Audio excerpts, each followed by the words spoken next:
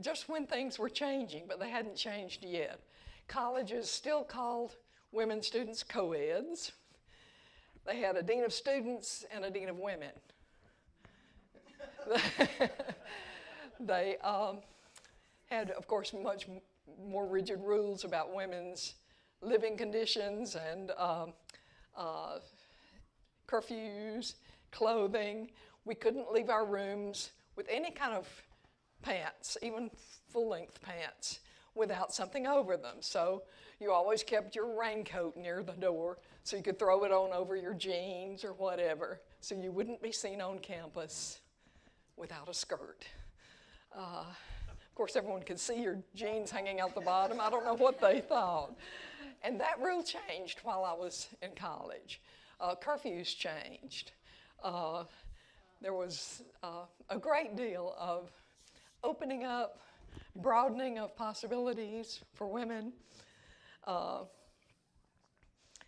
When I was in graduate school, the feminist movement had gained hold and was in the news and had filtered to Tuscaloosa, Alabama. And I formed a consciousness-raising group.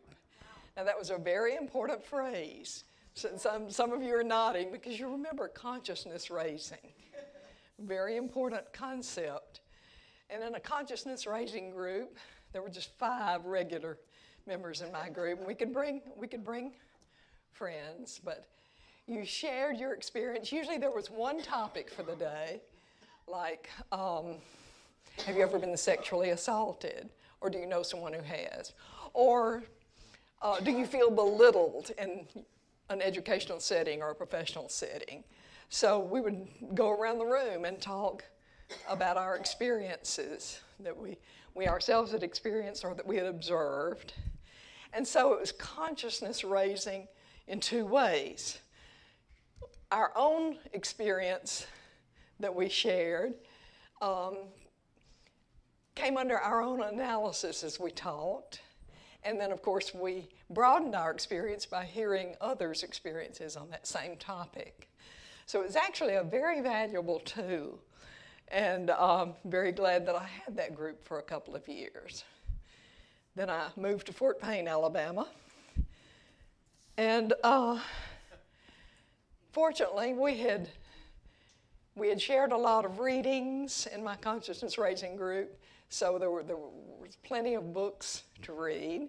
One of the founder of our group actually was younger than I was. She was an undergraduate, and she was writing her own major degree program in women's studies, which the university allowed her to do. So she got the first bachelor's in women's studies in the Southeast, and she went on into an academic career. So she had plenty of recommendations for us. And when I moved to Fort Payne, Ms. Magazine started being published. So I read that religiously. I joined National Organization for Women and read their publications.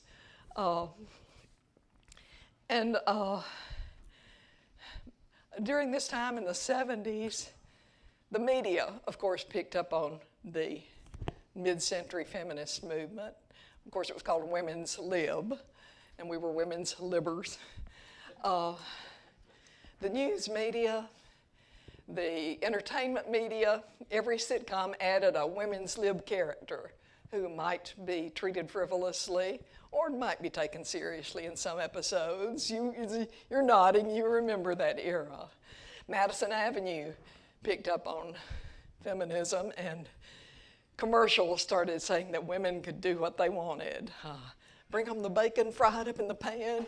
You remember that one? You've come a long way, baby. You remember those. So it was disheartening to see how the feminist movement was spread through the media, through the popular media. Oftentimes it was trivialized. The feminist movement was characterized as bra burning. Do you know how many demonstrations there were with burning bras? One? And they didn't ever burn the bras. They chanted about it and whatever, but they didn't. They had a bonfire. They didn't burn their bras. But of course, that's what you heard through the 70s, that women's livers were bra burners.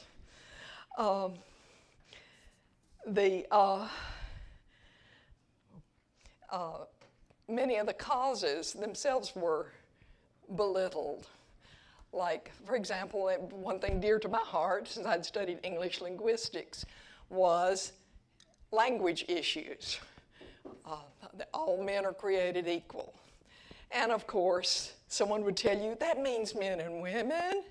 But of course, in courts of law, a judge might or might not say man meant a men and women. In some cases, it was decided that it did apply to everybody. In some cases, it was decided it didn't apply to women.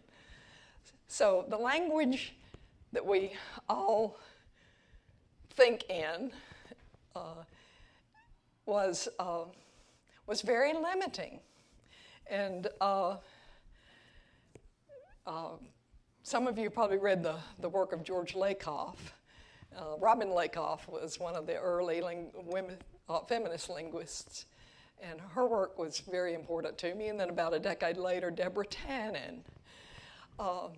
Those are, and yet my friends who were not necessarily feminists said, of course, that was silly to worry about language like that. But then I became an English teacher. So then if you use an antecedent like everyone, what pronoun do you use to refer to that later? Is it always going to be masculine? There were still textbooks that said that was correct. Of course, I told my students otherwise. The easiest way around that, of course, is to cast the whole thing in the plural. And so in the last few years, as the pronoun they has come to take on a singular meaning, I have cheered that on. That hasn't bothered me a bit as an old English teacher. In the workplace, as an English teacher, I had an advantage. I had a lot of autonomy in my classroom. So in linguistics, as I said, also in literature, I made sure that everyone saw what Mary Wollstonecraft said. I might skip over in our anthology, I might skip over some other works, but I made sure to show them the very reasonable, very logically persuasive arguments of Mary Wollstonecraft and others. And the writers who weren't necessarily feminists themselves. I made sure they knew who Phyllis Wheatley was in American Lit. And we spent a good bit of time on Emily Dickinson. And maybe not so much time on Hemingway, but, but it was a great luxury to be able to do that. I required all my English Lit 2 students to read A Room of One's Own by Virginia Woolf. It's not very long, and not a burden. So the workplace was one place that I could feel fully feministic, but there was also my position in the workplace as a woman, and I always was aware of representation, of how I was representing women in the workplace, aware that how I interacted with others would reflect on other women and the women coming behind me or other women in the workplace at the time. And as I went into administration, oftentimes I was the only woman in the room, and I was very much aware of presenting myself in a way that would, if possible, not reflect badly on the whole female sex, and as I said, make things easier on women in the future. So that meant, of course, being assertive when necessary, but watching out for things like letting my voice get shrill. Remember, women were considered shrill. That was another word we heard a lot back then.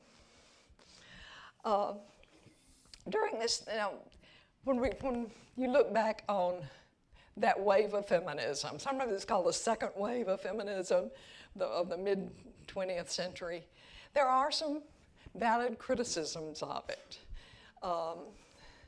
Some of them are not so valid. Oftentimes it's considered very bourgeois, very middle and upper class. But I first learned about the ILGW and the Triangle Shirtwaist Factory Fire in Ms. Magazine. Ms. Magazine, by the way, had a wide variety of contributing editors. Another criticism that you often hear of that wave of feminism is that it was largely white. But Ms. Magazine had women writers on the staff from the beginning. That's where I encountered Alice Walker, and through her, Zora Neale Hurston. So some of these rather glib dismissals of those women back in the 70s have another side to them. I mentioned the going on into the 80s with linguistics, but also in the 80s is when I encountered critical theory. And that is the critical theory that critical race theory came out of, and critical theory as applied to other endeavors like feminism.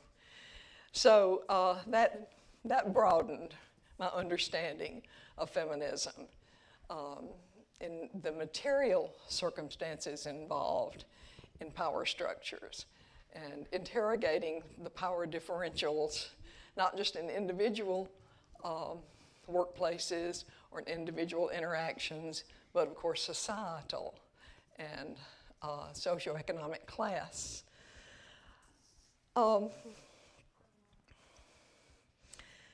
So I will wrap this up. You can tell I got a lot from the feminist movement all my life. I started out with a good head start with my mother, but I gained more understanding all through my life. What did I give back to feminism? Not enough. Not enough. It's ongoing. I saw a saying on Facebook the other day on the Birmingham Progressive Action Network page that I think applies to this very well. And that is, it's not a sprint, it's not a marathon, it's a relay. So I'm very glad to see you young women, and very glad to pass the baton on to you. Thank you very much for listening. And I'm going to introduce Mary Alice Stout here. She's going to tell you about some of us older women and our progressive women of Northeast